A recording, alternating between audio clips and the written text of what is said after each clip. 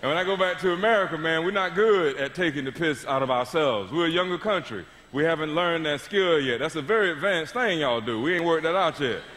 You know, in America, we used to feeling one emotion at a time, you know?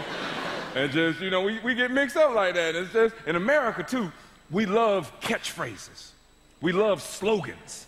We love stuff like that. And we found a way for justification to sound like empowerment. That's right. We have phrases like, be true to yourself, follow your heart, follow your dream. There was a movie a few years ago called Batman Begins, and it had one of them catchphrases, and Americans loved it. To conquer fear, you must become fear. Well, how the hell you do that?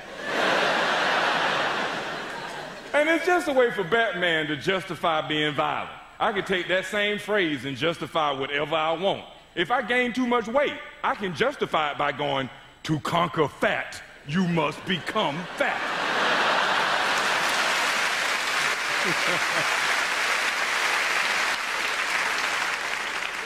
Man, I saw a politician on the news today, MP, talking about it'll be good if Tony Blair becomes president of the European Union because a Brit will be in there. And how dare anybody in Britain go against that?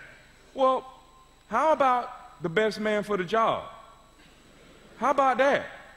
How about that? And like, I know that kind of thinking because I grew up with that. I was always taught that I had to support every black person no matter what they did. So that meant I tried for years really hard to support Don King and Robert Mugabe. And it's hard. It's hard.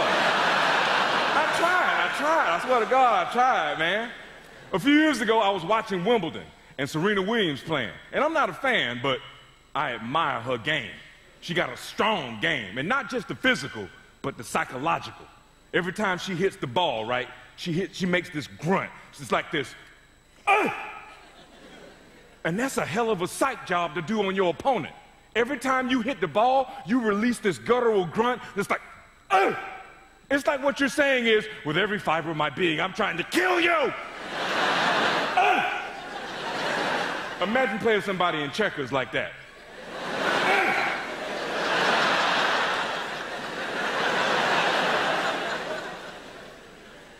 A couple of years ago, I was watching Serena Williams play, and I was with one of my buddies, black dude, and she was doing the whole, and he leans over and he says, you know that grunt she does?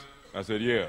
What she's actually doing is releasing 200 years of black American anger. For real? He said, black American anger is one of the most potent angers in the world. And that's why she hits the ball so hard, and that's why she be whooping them white girls like that. I was like, oh, okay. So a couple of weeks later, after this Russian girl beat her, I couldn't help but mess with my friend a little bit. I was like, wow, 200 years of black American anger don't seem to have nothing on 70 years of frustration with communism, does it? Black American anger. Try a childhood with no toilet paper.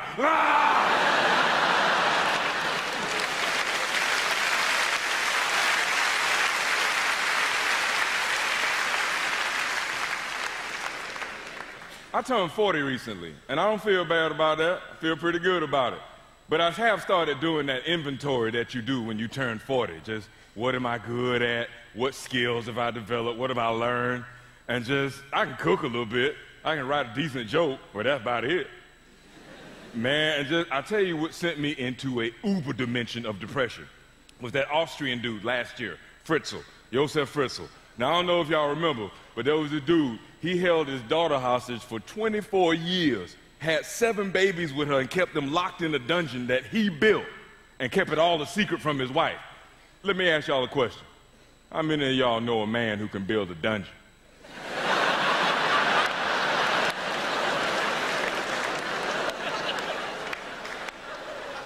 I can't do that. I got friends who build houses. They can't build dungeons. And I'm just saying, next to Fritzl, I feel incompetent. I mean, man, because you always hear about men can't multitask. He pulled that off, and put the morality aside for just a second. He pulled that off for 24 straight years. I can't do that. I don't have that level of organizational skill. If I tried to do that, I know I would get busted the first day. Somebody'd be like, Reggie, where you going with all that wood?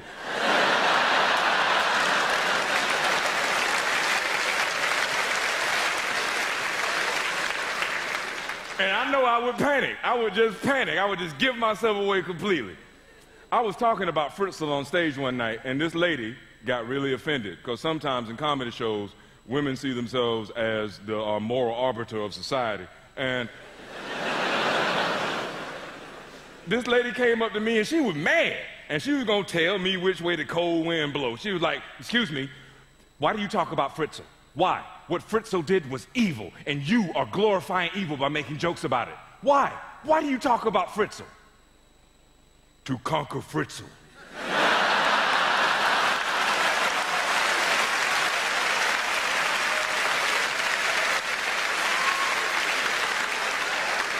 You must become Fritzl.